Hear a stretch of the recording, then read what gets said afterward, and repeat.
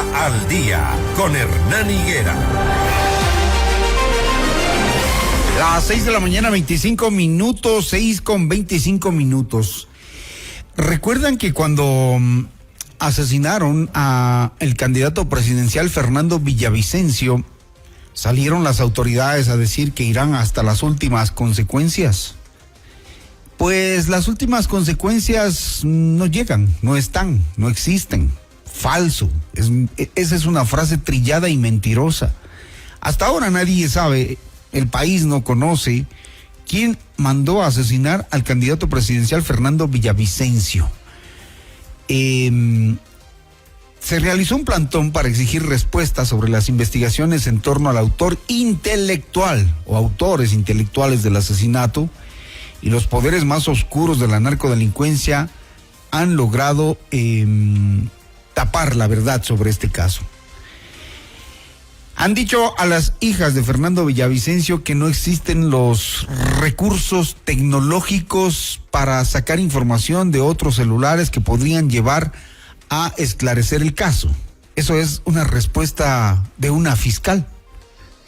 He invitado a Amanda Villavicencio, hija de Fernando Villavicencio, para que nos cuente los detalles de estas ridiculeces que tienen que escuchar cuando ha pasado más de un año, casi ya un año y medio vamos ya, ¿no? Y siguen con esas ridiculeces, es en serio. O sea, en este país tenemos que acostumbrarnos a la impunidad. Amanda, aparentemente es así, ¿no? Buenos días, Hernán. Realmente gracias a los medios de comunicación que nos permiten seguir contando esta historia, algo que nos llena de dolor, pero también es lo que nos hace levantarnos todos los días para seguir luchando. Lastimosamente, el segundo nombre de Ecuador es impunidad, y eso es muy triste y muy complejo, ya que no solamente es el caso de nuestro padre el que sigue pasando el tiempo. Queremos recordar con mucho cariño a las familias del general Gabela, que llevan más de 15 años esperando respuestas, a la familia de David Romo, que esperan más de 11 años por respuestas, y hasta ahora no sucede.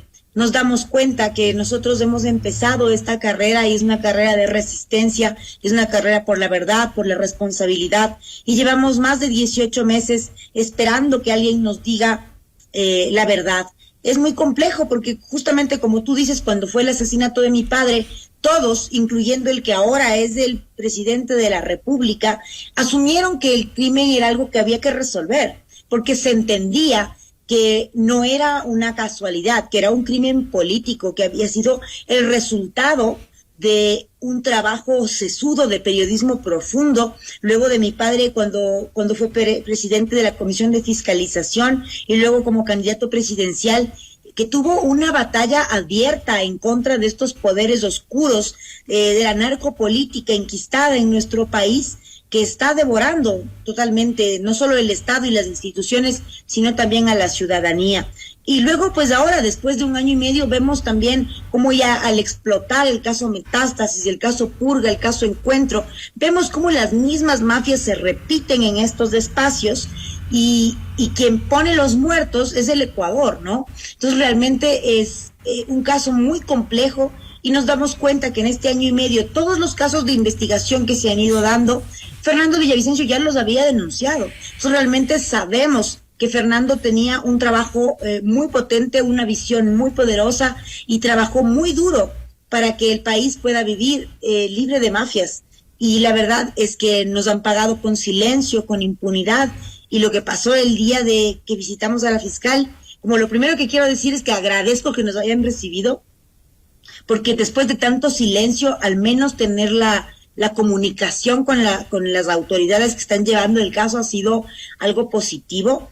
Quiero rescatar la cosa positiva de esa reunión, que también me parece importante decirlo y repetirlo, y es que, como todos vimos, no solo los periodistas, sino la ciudadanía, vimos el contenido de los chats del caso Metástasis, estas conversaciones que tenía Leandro Norero con algunos actores políticos, diferentes personajes, pero las que más me interesan en esta parte de la investigación son las conversaciones que tenía con Javier Jordán. En estas conversaciones, Leandro Norero y Javier Jordán planificaban sesudamente el crimen de Fernando Villavicencio.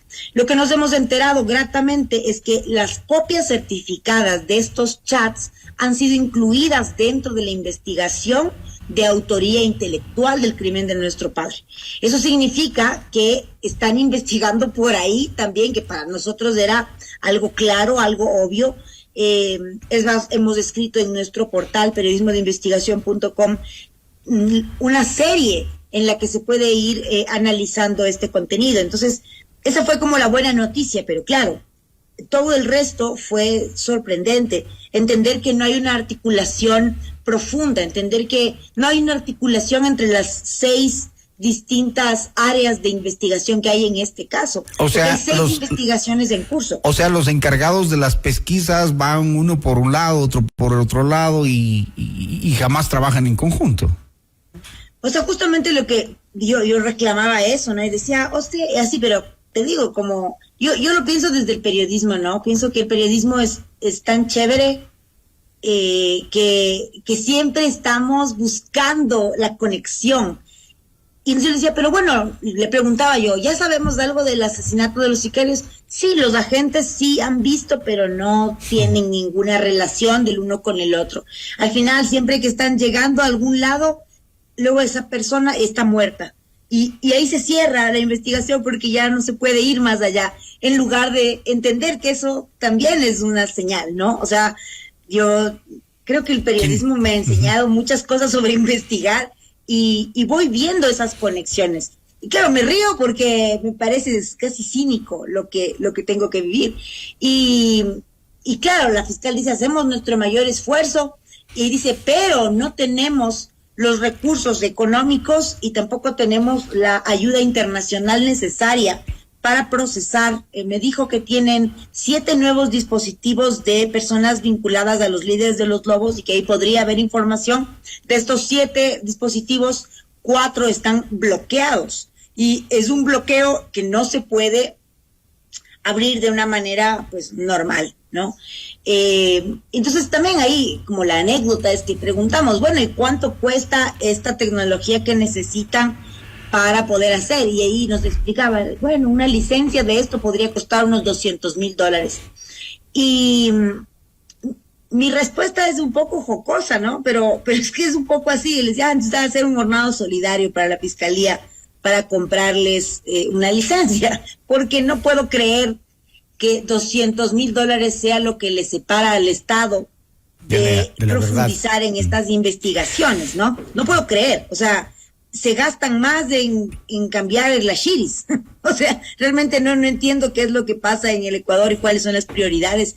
Sobre todo porque cuando preguntamos quién ordenó el asesinato de Villavicencio, no lo hacemos solamente para que haya respuestas para una familia, sino porque detrás de esta pregunta, todo lo que viene detrás es realmente destapar la olla de grillos de cómo el Ecuador llegó a ser este narcoestado en el que ahora estamos, en el que hemos vivido realmente un mes de enero con unas cifras altísimas de violencia, en el que hemos vivido, esas son las consecuencias de un montón de años de impunidad, ¿no? Entonces realmente yo hago un llamado a las autoridades y la verdad, me gustaría hacer un llamado al presidente Daniel Noboa y que se apersone. Yo tengo entendido que él tiene muy claro desde un poquito, bueno, justamente decía que es un llamado al presidente Daniel Noboa.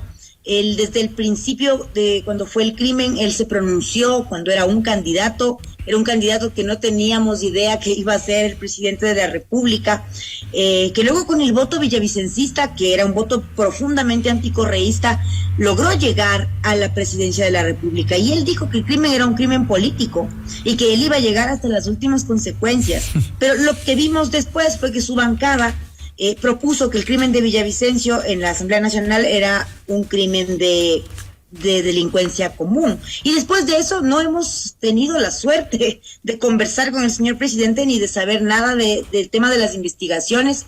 Entiendo que él ha dicho que hay deudas que tiene el Ecuador con los ciudadanos y que una de esas es el tema de Villavicencio, pero no hemos visto acción de ninguna forma. Así que es una petición, es una exigencia al presidente Daniel Noboa de que se apersone de este tema, porque si son $200,000 los que se interponen en que sepamos la verdad, pues entonces necesitamos seguir los pasos que sean necesarios para que se dé esta situación. Y no solamente es para que se pueda resolver el caso Villavicencio.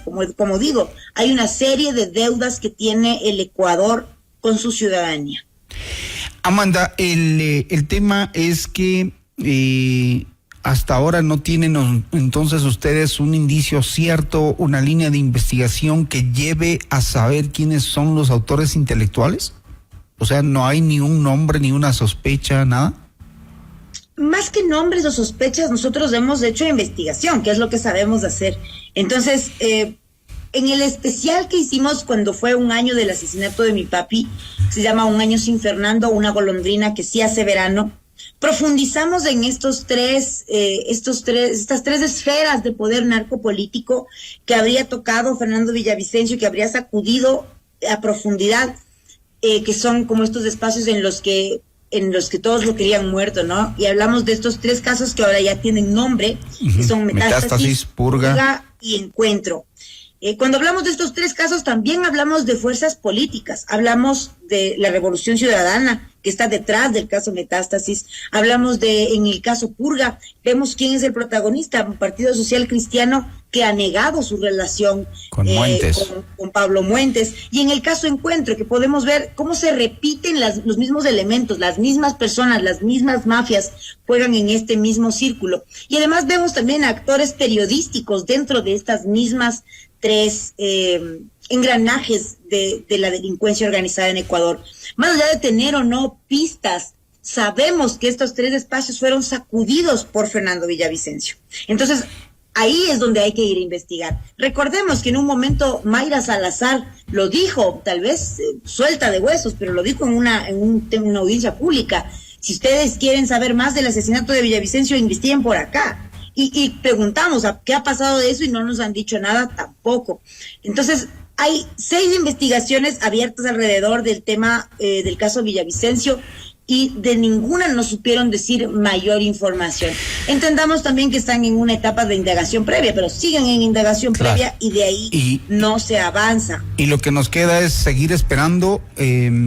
Ojalá logre la Fiscalía reunir los $200,000 para que se pueda avanzar con más detalles, más investigación, más información. No solo eso, Hernán, a mí me preocupa muchísimo qué va a pasar, depende de las elecciones también, pero ¿qué pasaría si el correísmo llega al poder? ¿Qué pasaría con la fiscal, con las fiscales de los distintos casos?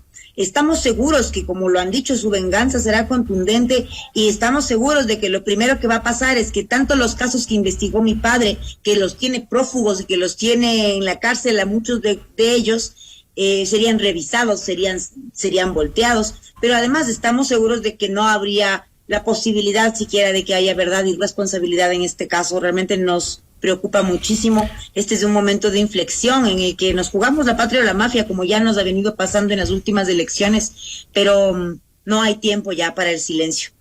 Nosotros desde nuestra trinchera estamos presentando un especial sobre qué es lo que pasa en los puertos, porque esa fue una de las grandes luchas de Fernando Villavicencio, cuando él enfrentó qué pasa en los puertos y cómo es posible que desde los puertos de Guayaquil salga el 90% de la droga que se consume en Estados Unidos y en Europa.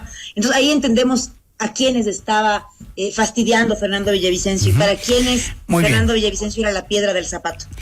Muy bien, Amanda, estamos pendientes de esa investigación. Te agradezco mucho por el tiempo, muy gentil, reaccionando frente a lo que fue este plantón y las respuestas que le dio una fiscal en torno al avance de las investigaciones del asesinato de Fernando Villavicencio. Gracias, Amanda, muy gentil. Buen día. Gracias, buen día. 6:39 aquí en Notimundo al Día, seguimos con más noticias.